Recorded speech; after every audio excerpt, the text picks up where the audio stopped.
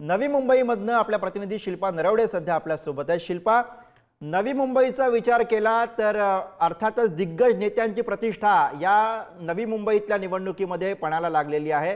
कशा पद्धतीने बघायचं, कारण काही ठिकाणी तर आपल्याला तिरंगी चौरंगी लढती होताना बघायला मिळत आहेत।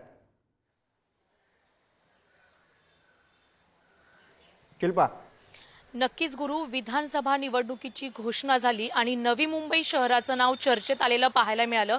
कारण नवी मुंबई शहरामध्ये 4 मतदारसंघ येतात। ऐरोली, बेलापूर, पनवेल आणि उरण असे हे 4 मतदारसंघ आहेत।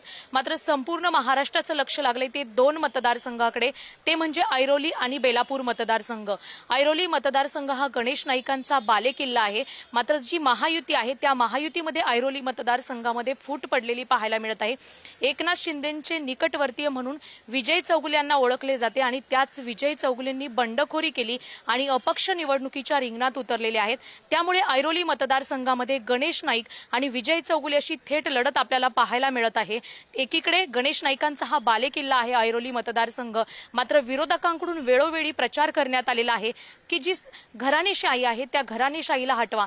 त्यामुळे येणाऱ्या काळात मतदार राजा घराणेशाही हटून विजय चौगुलेंना संधी देणार का हे पाहणं महत्त्वाचं ठरेल। विशेष म्हणजे विजय चौगुले हे मुख्यमंत्री एकनाथ शिंदे यांचे निकटवर्ती आहेत, त्यामुळे या मतदारसंघाकडे सर्वाधिक लक्ष लागलेलं आहे। दुसरा जो मतदारसंघ आहे बेलापूर मतदारसंघ, मंदा म्हात्रे या तिथल्या स्थानिक आमदार आहेत आणि त्यांना आता भाजपकडून उमेदवारी देण्यात आलेली आहे। आणि याच मतदारसंघामध्ये गणेश नाईकांचे पुत्र संदीप नाईक यांनी भाजपसोबत बंडखोरी करून शरद पवार या पक्षामध्ये प्रवेश केला आणि महाविकास आघाडीकडून त्यांना ती उमेदवारी देण्यात आलेली आहे। त्यामुळे बेलापूर मतदारसंघामध्ये मंदा म्हात्रे, संदीप नाईक तसेच गजानन काळे मनसेचे आणि महायुती आणि महाविकास आघाडीमध्ये जी बंडखोरी झाली त्या बंडखोरीमध्ये महायुतीतून विजय नाहटा, महाविकास आघाडीतून मंगेश आमले अशी पंचरंगी लढत आपल्याला पाहायला मिळणार आहे। त्यामुळे पंचरंगी लढत आपल्याला ऐरोलीमध्ये दिसते। त्यामुळे नवी मुंबई मधलं एकूणच राजकारण आणि त्यामुळे इकडचे निकाल सुद्धा इंटरेस्टिंग असणार आहे, त्याबद्दलची शंका नाहीये। धन्यवाद